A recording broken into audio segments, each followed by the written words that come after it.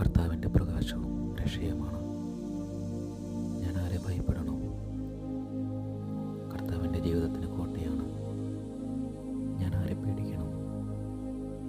എതിരാളികളും ശത്രുക്കളുമായ ദ്രോർത്തർ ദുരാരോപണങ്ങളുമായി എന്നെ ആക്രമിക്കുമ്പോൾ അവർ തന്നെ കാലിടറി വീഴും. ഒരു സൈന്യം തന്നെ എനിക്കെതിരെ പാളയമടിച്ചാലും എൻ്റെ ഹൃദയം ഭയം അറിയുകയില്ല. എനിക്കെതിരെ യുദ്ധമുണ്ടായാലും ഞാൻ ആത്മധൈര്യം വിടുകയില്ല. ഒരു കാര്യം ഞാൻ കർത്താവിനോട് അപേക്ഷിക്കുന്നു, ഒരു കാര്യം മാത്രം ഞാൻ തേടുന്നു, കർത്താവിൻ്റെ മാധുര്യം ആസ്വദിക്കാനും കർത്താവിൻ്റെ ആലയത്തിൽ അവിടുത്തെ ഹിതം ആരായാനും വേണ്ടി ജീവിതകാലം മുഴുവൻ അവിടുത്തെ ആലയത്തിൽ വസിക്കാൻ തന്നെ ക്ലേശകാലത്ത്